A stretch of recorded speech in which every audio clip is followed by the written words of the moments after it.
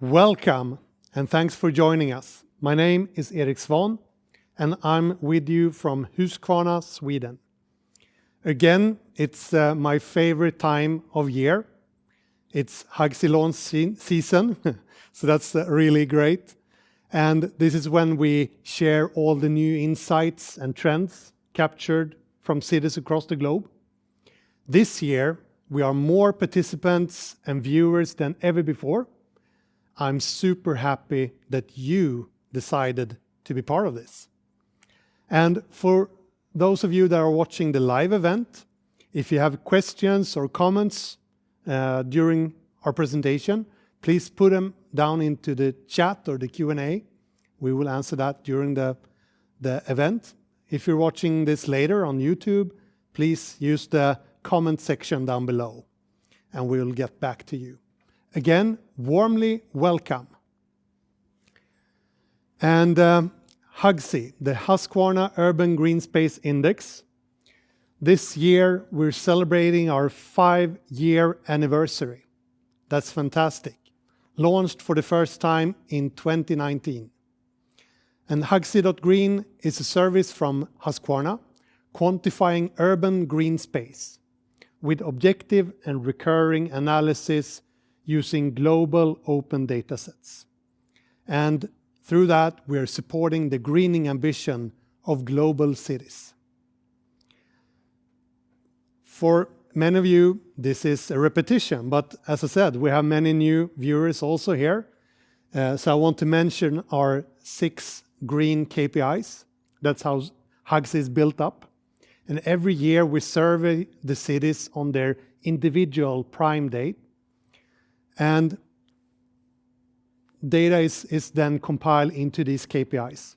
The percentage of urban green space, divided into tree canopy cover and percentage of grass cover. To understand more the built-up of the city, we're assessing the urban green per capita and the distribution of urban green space throughout the city. So how well distributed is the green? And finally, also the average health and vitality of the green. Since we do this every year for all these KPIs, you also get these beautiful graphs and trends over time. So that's really cool. That's the essence of HUGSI. But we also need to evolve and develop. So I will mention some of the changes we have done to the method for this year's analysis. And a very important factor for us is the U in HUGSI, the urban part. We're focusing our analysis on the very urban parts of the world. And for this, we have a very strict definition of what is urban. And that definition has not changed. But the core data set that we're using, that comes from the European Commission, it's called the Global Human Settlement Layer. And that's a global data set, meaning that we can use the same data set for all cities joining. And they have now, finally, I would say, done an update to more recent data.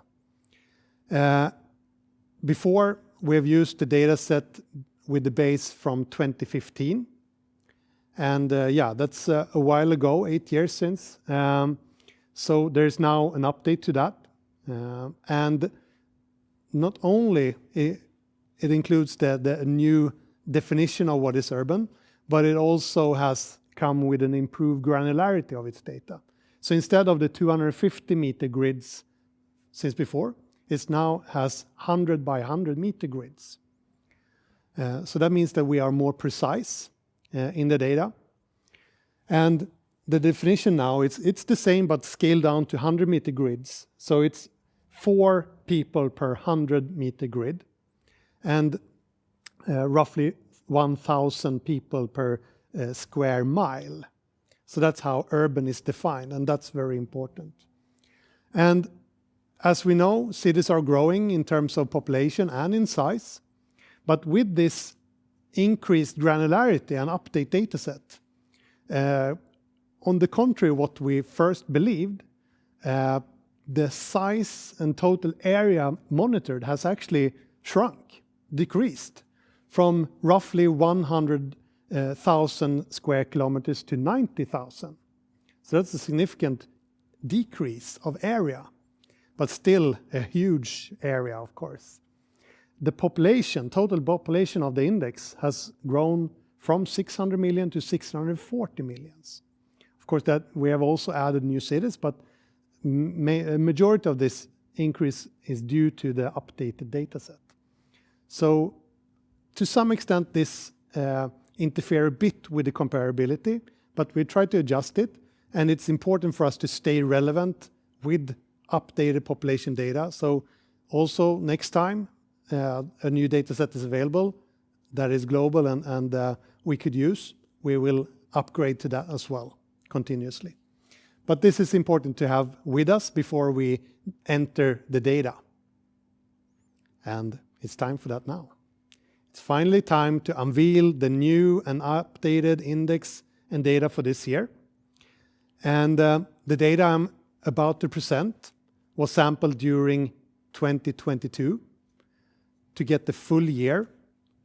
And as you know, we capture cities on their individual prime day. So some prime in January, some are prime in June, July, and some even in December. So we need a full year. And now it's time to get going with that. Let's go. Looking at the overview here, this year we have grown the index with 9% into 279 cities. That's 24 more than last year. I think that's amazing that so many cities are joining the index. As I mentioned before, 640 million people live in the areas that we observe. And that area is roughly 90,000 square kilometers this year. We've added another country as well this year. So from 60 to 61. That's really great. And just to mention some of these new cities that we really welcome. We welcome all of you. But just to mention a few, we have the city of Riyadh joining. Jönköping in Sweden, where we are right now. Really great to have you on board. Frederiksberg in Denmark, just in the center of Copenhagen. And also Edmonton in Canada. Welcome. It's great to have you here. And let's now dive into the data for this year. And we have our classic questions. How green are cities? Do they get greener? We will also look at the change development from last year. And then go through the city data and achievements per group of cities. And finally, looking at nature positive cities. I think that's a really cool thing. But coming back to that, let's go. Well, our classic question, how green are cities really? And this year, 43%.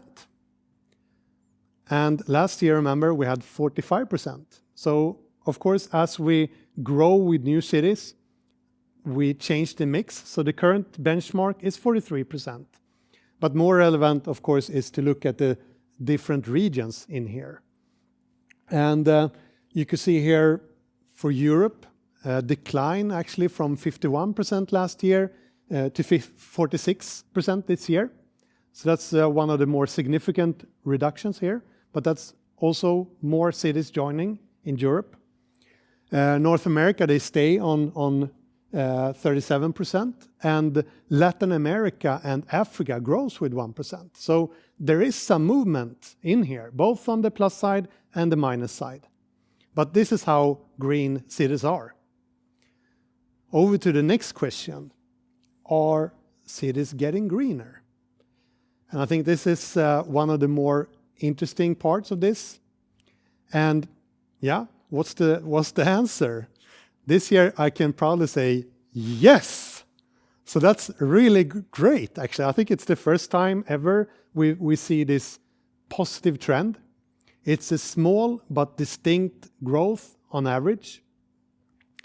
And between 21 and 22, we could see this growth of 0.009%. That's a very small percentage, but it actually equals 8.1 million square meters or more green space in the cities covered. So I think that's really, really cool. Small percentage, but quite large area.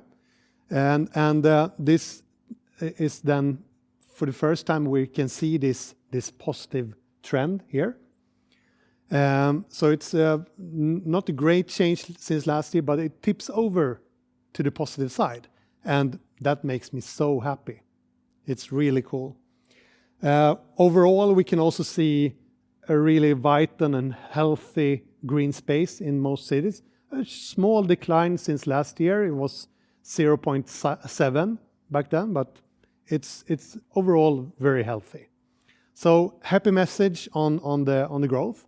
If we dive a bit more into the change here, all cities, even if they grow greener or not, they have both sides.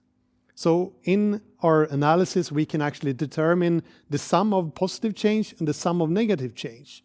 So looking at the total, we have a pretty good balance, but leaning over to the positive side. Going through the different regions, we can see that all regions except for Central East Asia, equals China, and Europe, has a positive net, which is really, really great. Green space is growing in Africa, in East, Southeast Asia and Oceania, in Latin America, North America, and South and West Asia. So that's really cool. They are on the positive side. So that's great. Yes, so let's go through some of the more detailed data in the different categories of cities. And on the HUGSI website, you can filter cities in many different ways, finding a relevant combination for you. And first out is the megacities. And a megacity, that's a city with the population over 10 million people. And in HUGSI, we're monitoring 18 of them. So that's 6.5% of all cities in the index. And our definition or our cohort of megacities has an average population of 15 million. So there are some really, really big cities in here, like Tokyo and others. And looking at the KPIs for the megacities, they have, of course, a special setup when it comes to the density of people and the pure amount of people and size of cities. But looking at this, I think still is really amazing. 35% of the city is urban green. So that's really cool how they can actually balance the needs of a megacity and the green ambition. Also the tree cover, 25%, that's really good. Strong number for being such big cities. Looking at the urban green per capita, that's of course a challenge. 40 square meters, that's well above the sort of recommendations or the lowest recommendations from WHO of 9 square meters. But it's of course far less than many of the other cities, but still well achieved by the megacities. 27% distribution of urban green space, not great, but still coming back to the hardship of being a megacity with all the competition of land use. Great KPIs. Looking into the achievement from the different cities, we can see the green model city of the megacities is Dhaka in Bangladesh. And so they come back on many of the different scores in here. So green model city is Dhaka. Great job. European capitals, next up. And we have our largest group of cities from Europe. And there's obviously a lot of capitals there. So an interesting filter would be to look at just European capitals. So let's look into that group, 23 cities. And the size is around 2.4 million people on average. Looking here, we can see the higher percent of urban green in this cohort. Smaller cities, easier to be green. Tree cover is also more. Green per capita, 88 square meters. Really great. And a pretty decent distribution. And here I know there's a lot of cities hoping to be high up on this list. And let's look into that. You can see Vilnius almost all over the board. Great, Vilnius. Vilnius is also the green capital in Europe this year, taking over from Tallinn last year. So I think this plays well into their celebration there. We can also see Rome here on very high percentage of grass cover, 26%. Madrid on very high vitality, 0.88. That's really great, from -1 to +1, remember. So that's the capitals in Europe for you. And remember last year we introduced a new type of group of cities looking into different climate zones. So let's have a look at the cities from that perspective, starting off with the North Temperature Zone. This is the largest group of climate zones. 84% of all cities is part of this. And it's cities of all sizes in here. Looking at the KPIs here for this group, you can see a very high percentage of green space, percentage 44%. So that's one above the global average. So this is here. This is where you find the really green cities. Good health, 0.68, a bit lower than the global average. An impressively high number of green per capita here, 214 square meters. That's a big picnic blanket for people in these cities. And the tree cover percentage, 26%. Yeah, pretty decent. Looking into the cities here, Austin, Texas in the US. That's the green model city of the North Temperature Zone, scoring highest on the combined index of the KPIs. Otherwise, we could see that Zeist in the Netherlands is actually beating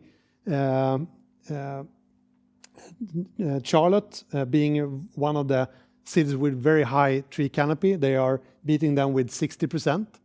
And looking back at the average here of 26, 60%. That's crazy. It's very high. Very good. Going into the torrid zone, a smaller cohort of cities here, but high in population. 12% of the cities are here. And you can see also that they have challenge on the KPIs.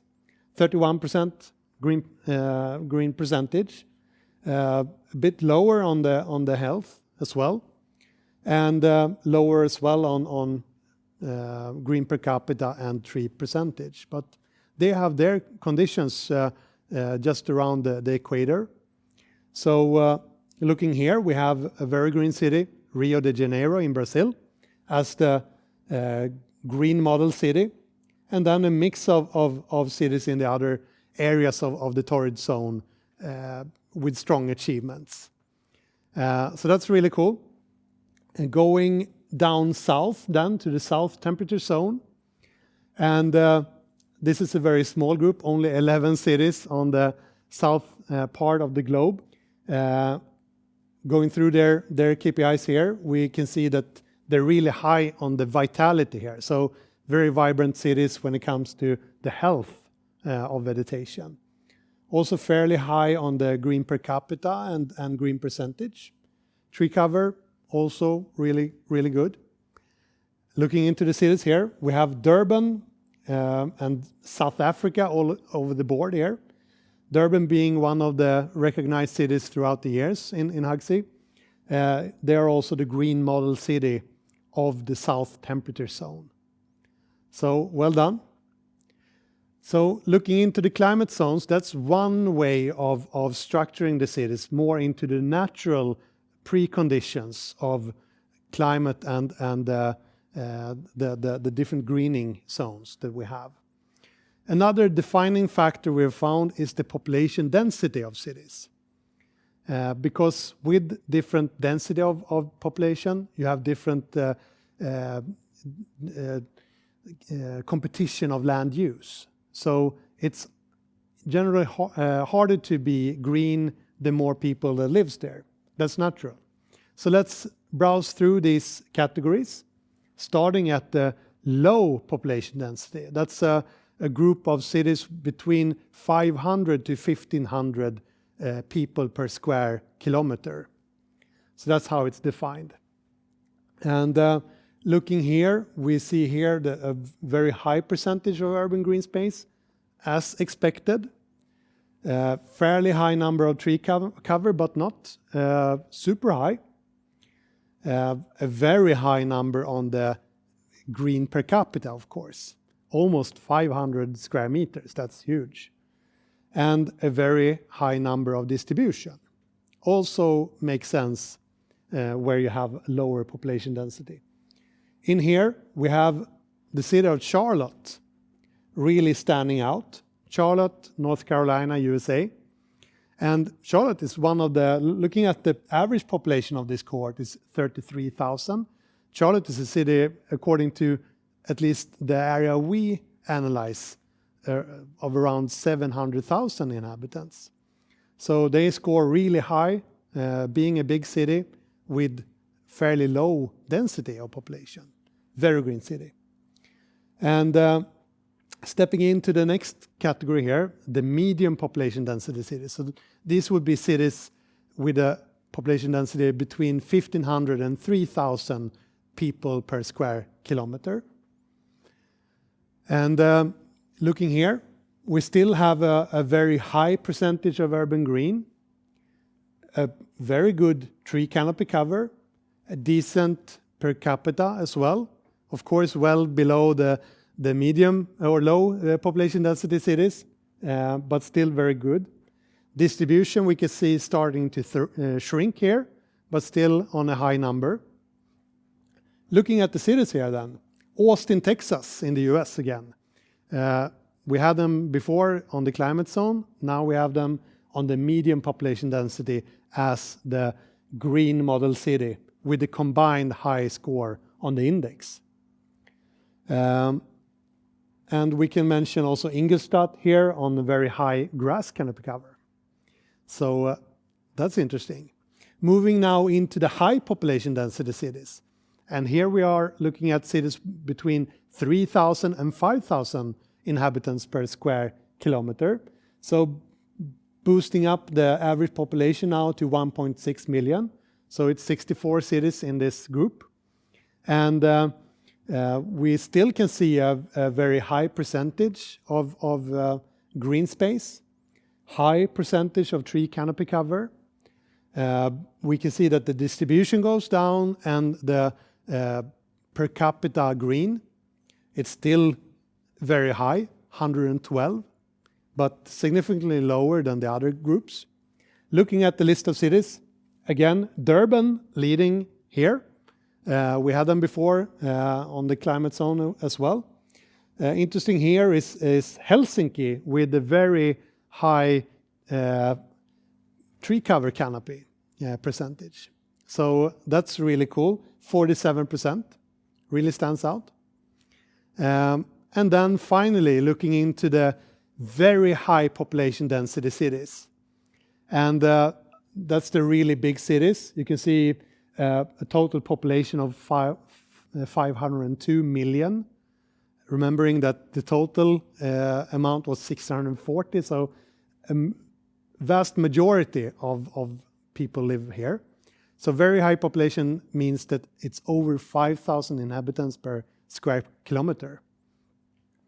And looking at their numbers, referring back to the megacities, structure-wise, these are pretty close to them, but 76 cities instead of the 18. So comparing to the megacities are actually achieving better outcome than looking at the total population of large and densely populated cities. So we can see 31% green space. Tree canopy cover, still, I would say, an impressive 22%, but the distribution and green per capita is suffering, of course. That's a challenge, but still relevant to see what are the cities high achievers in this group. Dhaka in Bangladesh, that was also the green model city of the megacities. but we can see Johannesburg in here, Rome, Beijing, and so on. So these are the high achievers among the very high population density cities. So that sort of concludes that part where we're looking into the data on the different categories. And now it's time for a very much of a favorite on my end, looking at the nature positive cities. So that means relating to the change we have detected from 21 to 22, looking at what has been negative change and impacted negatively the green of the city, and where can we see growth and a positive development on the green space. The net is what we're looking at, the net change. So if you have a positive net, then you're a nature positive city. And for many cities, that's a high ambition goal. Perhaps it could be also pretty good to be just neutral. Cities need to develop. They need to build housing and roads and commercial buildings. But it comes down to the competition of land use. And some cities have actually managed to balance that or even have a positive outcome. And that's really great. And this year we have the highest number of nature positive cities ever. 67 cities of the 279 are positive and 4 are neutral. Of course, the rest, the majority is negative, but it's showing a very strong development on the positive side. And that's, of course, really great. And we just made a compilation here of the 10 cities with highest change percentage, looking at the absolute change we have in square meters related to the size of the city. So you can see a kind of widespread here, cities from the Netherlands, Chile, Senegal, Argentina, China, India, and Germany. But the list is bigger in total, and look into that on the HUGSI website. Yes, that wraps up the data and insights part of today's presentation. The updated data is available on hugsi.green as of now. So go in and have a look, but please don't leave us just yet. The party doesn't end here. Next up on the agenda is a message from Yvette Henschel-Bell, the president of the professional business unit of Husqvarna. Hi, everybody. So the importance of urban green spaces is growing. So it's so important that we do whatever we can to support this development. Now, for years, Husqvarna have supported the electrification journey of our industry, reducing the CO2 footprint of the products we produce. However, we now also need to start to address biodiversity. Now, I'm sure you've all heard of the expression, what gets measured gets done. Well, the measuring and monitoring of urban biodiversity and the collecting of data on urban green spaces is vital to all involved in driving for greener cities. Now, we are humble about this task, but we're also keen on exploring on how we can best support our customers and users of our products. So we are going to be using our global innovation capability and capacity to support biodiversity locally. And what you're about to see is a really great example of this. So over to you, Eric. Let's hear what we've been getting up to.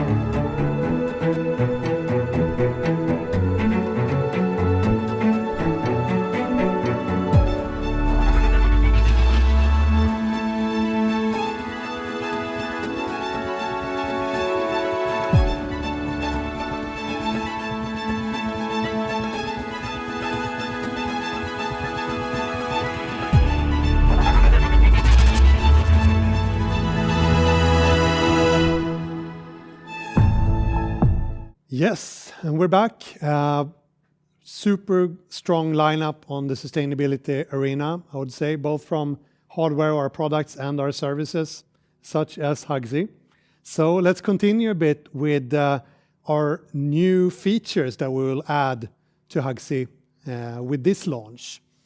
And to begin with, as we have a lot of new visitors and users here in this event, I would just like to state that what we're doing here is we're analyzing and visualizing urban green space over time. So that's a very important feature. All the data that we pull out of the satellites that we analyze, we put it into the website. It's there, it's available, so you can access it, both through the green KPIs, the historic graphs, the interactive maps. And I think that's one of the super great benefits of HUGSI, that where you can actually really understand how things connect. We add the ranking and the rating, so you can compare yourself to other relevant cities. And that's sort of the essence of this, to make the data available and relevant to you. So that's sort of the baseline, the starting point where we add. And we have added lots of new great features this year for you to experience this even better. So moving into this, we have learned something very important. I don't know if you knew this, but the Earth is not flat. It's came across that it's actually a globe. So with this year's edition, we're adding a globe view, so you can spin, give the world a spin to see all the cities in a new way like this. So it's not the greatest thing, but it's makes it a bit more fun and beautiful. So the globe view is here for you. The next thing is something that I believe is really, really great. We're introducing now the hexagon view. So this will allow you to explore HUGSI and the data there in much greater detail. And you will be like me, an addict, just clicking each hexagon to learn about the build-up of your favorite city. So let's have a look at the video now, introducing this new great feature.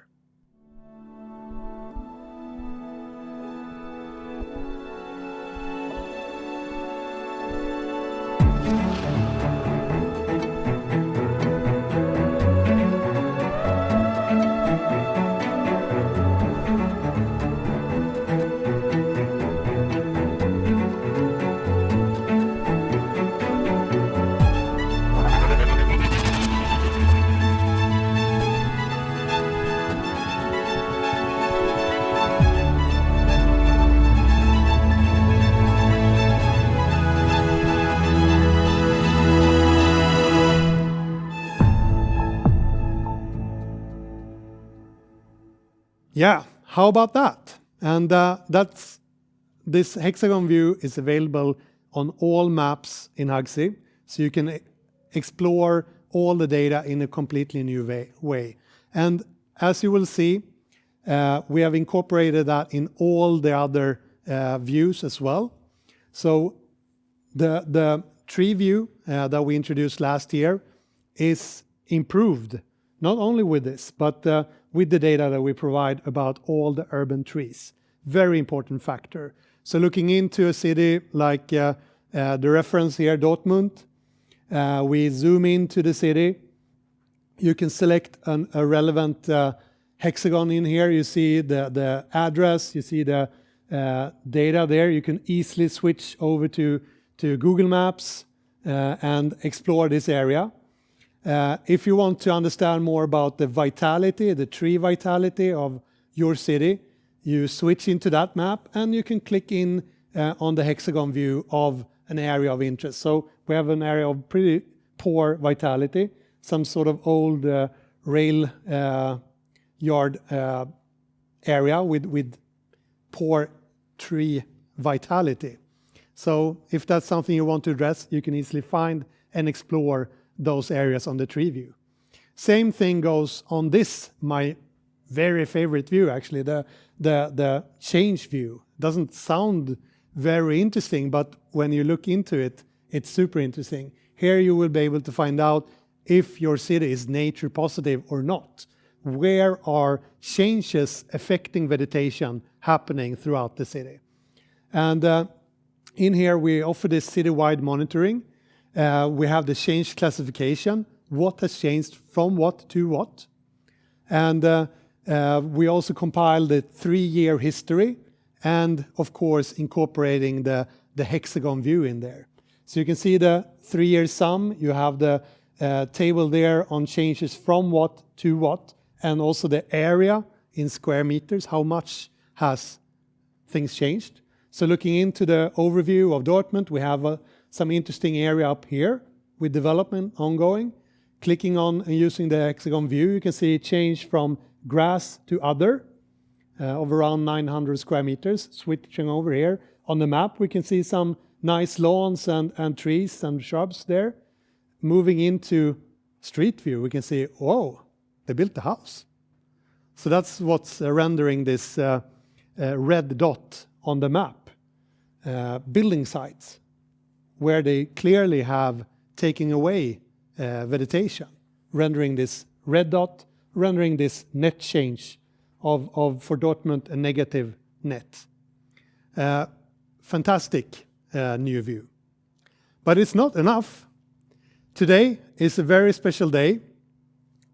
We're introducing a new groundbreaking feature to HUGSI.green. Let's see. Using my favorite animation here as well. Let's pull the curtain and boom, here it is. The new biodiversity view, the new biodiversity alert feature of HUGSI to know where your biodiversity hotspots are. So let's take a look at this introductory film.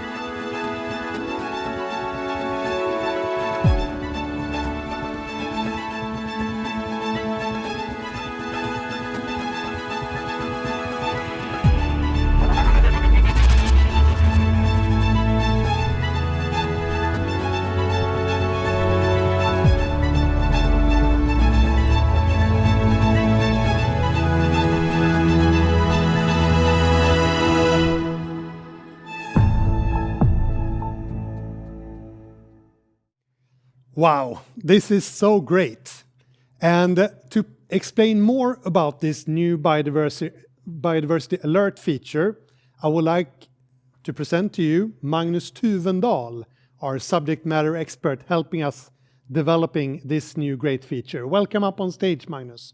And Magnus, he has a PhD in sustainability science and natural resource management. You have been working as a researcher at the Stockholm Resilience Center, and right now you're working as an environmental consultant, helping cities to assess urban biodiversity. Great to have you on board, and been so great working together also during almost this full year, preparing for this new launch. I've learned so much. Yeah, great. Thanks for having me. Thank you. And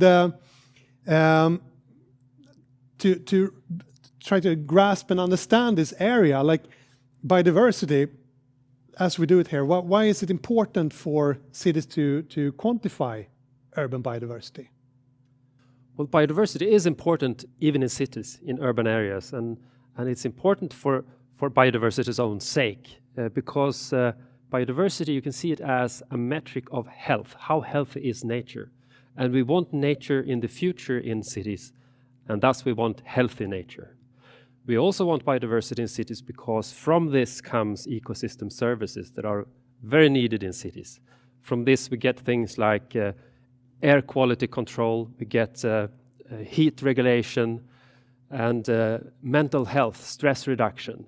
So it's very important to have these features of ecosystem services in cities where people actually live. Nice. And biodiversity, that's has emerged as a really hot topic right now, I would say, from most cities. And so far, biodiversity has mainly been assessed more on a micro level, looking at specific species biodiversity. But with this feature, we're zooming out to macro level. Why is that relevant for cities? What do you say? Well, it's relevant for strategic planning. And in cities, you need to plan for the future. You need to think in the long term.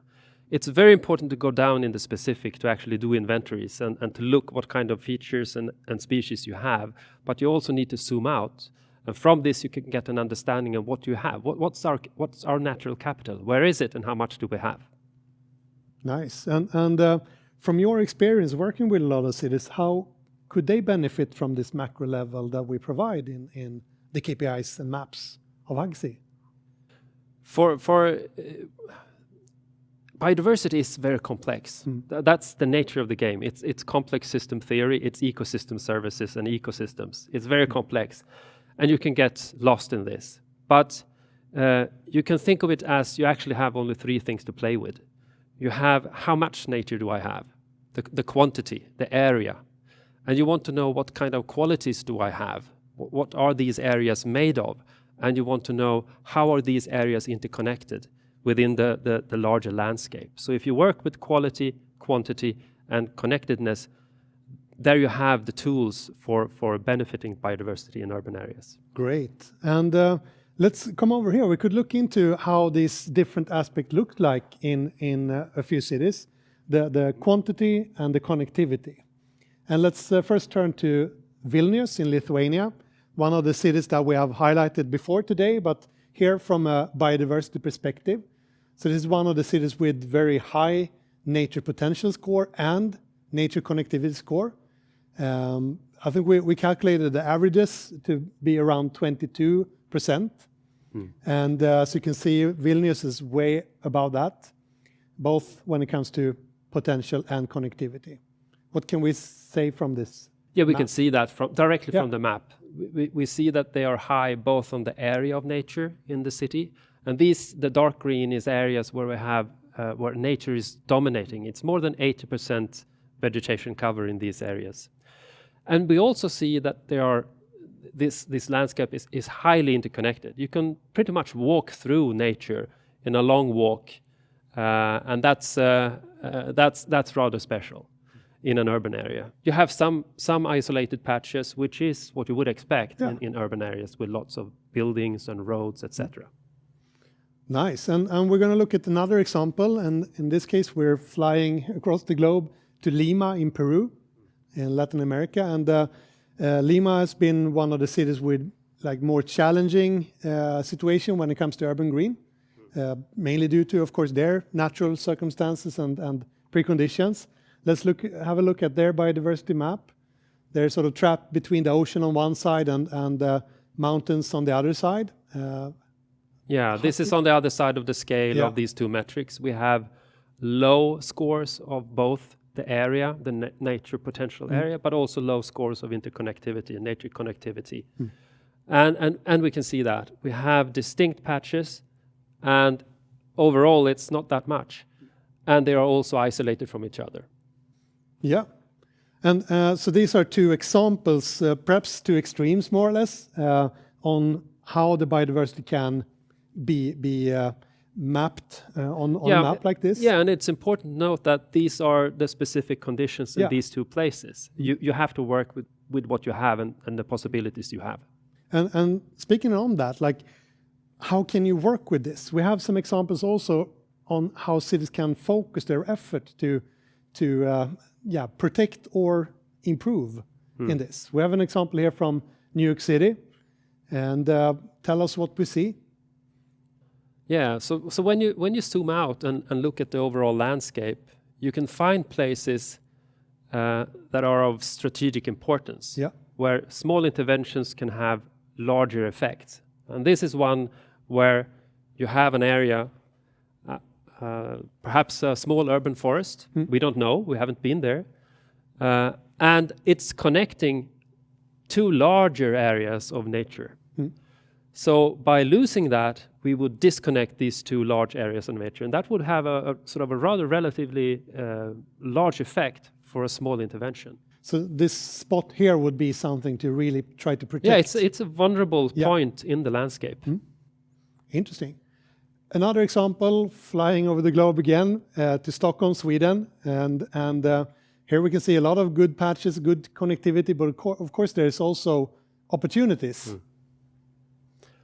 Yeah, like the last example, we have sort of the opposite here, where we have two areas of nature close to each other, but they are not connected. And there you could do an intervention when you actually add something. Perhaps you add city trees, perhaps you add a green roof or something.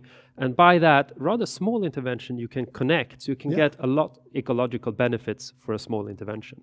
So that would be a good point to start, sort of, and focus efforts. Thank you, Magnus. And we made a great job. Let's also hear from the cities to see what their feedback is from this. But I really would like to thank you for all your hard work here, and I learned a lot, and hopefully we can also bring those learnings out to our audience here. Yeah, thanks for being here. It's been a very interesting process this last almost a year. Yes. And I also look forward to seeing this in use, and also getting feedback for the people out there in these various cities that are actually using this. Yeah, don't be shy. Share your insights. Thank you, Magnus. And with this, we are officially launching this and rolling it out as we speak. So this feature will be available to all cities part of HUGSI. So what you can do is understand your biodiversity potential, know where to focus your efforts, and as we also mentioned in the video, this is a fast track for you to start adopting the City Biodiversity Index, which can help you addressing also the qualitative sides of urban biodiversity. So that's great new addition, new feature, new pack here. And to start wrapping this event up, let's look into the learnings from this year edition. We know that the new benchmark of urban green space is 43%. We learned that since, not last year, but 21, the change from 21 to 22 was for the first time in our history a positive one, which is really, really a great thing. So 8.1 million square meters more green space among our cities. We know that the biodiversity indicator score, the new KPI in HUGSI, the average is 22 out of 100. So that's sort of the average among the cities. There are many above that and many below that, of course. We have learned that we have 67 cities that are nature positive, net positive, when we combine the changes affecting vegetation. A great number. The vitality this year, somewhat lower than last year, but still great. Looking at the development from the original 98 cities, where we have data since 2016, you can see the development of actual green space in terms of millions of square meters in these cities. We saw a growth and we see a slight decline on those particular cities. But that's sort of a tracker that we have. Percentage-wise, low difference, but in absolute terms, pretty large differences. Sadly, on the decreasing side there. But overall, positive learnings. Looking at the new features we have presented for you for this year, we know that we have more cities, 279 cities in 61 countries, 9% more cities than last year. We have presented the new globe view. Go in and experience that, give the world a spin, see how it looks. We have the hexagon view together with the show on Google Maps feature. Really, really great. Bringing down to the biodiversity view that we have talked a lot about today, with the nature potential score, the nature connectivity score, the biodiversity indicator score, new KPIs that we bring to the green KPIs of HUGSI. We have the compiled data that will fast track you into start using CBI. Great feature. We have the new change history tables on the change view that tells you more about how you can compensate for loss of green areas over time, and understanding what type of changes have occurred from the previous year. And finally, a new and fresh data set on the population data. So that's sort of the wrap of this year. So if your city is not on HUGSI yet, please go ahead, add it. Then you will get your pin on the map and data to follow, along with annual updates and everything that comes with it. It's fantastic. So sign up for a demo. You could do it on the website, and you can meet with me and the team, and we tell you all about how to onboard. Hopefully this event also sparked your interest of knowing more. That's always the case for me. So to learn more and give you that opportunity, we have decided to run dedicated webinars. And the first one coming up already in a few weeks, December 20th, we will have a deep dive together with Magnus Tuvendal that you just met on the biodiversity view. There you will have all the nitty-gritty details on the methodology, how we connect it to science, how you can actually apply it, and much more examples from how cities are built up when it comes to biodiversity. We will also run a remake, you could say, on a very popular video content that we produced a few years ago on the methodology behind HUGSI, going through all the nitty-gritties on how we create this index, because that's important that people understand and know that. It's an open method. And we bring our technology partner Overstory with us. So it will be the HUGSI team and Overstory going through all the details on how we make the index and all the analysis. That will be really exciting. January 17th, that's when it happens. So there will be information in our channels on this, where you can sign up to these webinars and also communicating other new features and insights. So be sure, visit our website, sign up for our newsletter, look us up on LinkedIn. You can follow our LinkedIn page. We have a YouTube channel where this event will be and all the other content that we produce. So connect with us in as many ways as possible so we can share these learnings and insights with you. So it's time to say goodbye, time to say thank you for watching. And I would like you to reach out anytime to us if there's anything. Use this email address, hello@hugsi.green. Very easy. Stay safe. Goodbye.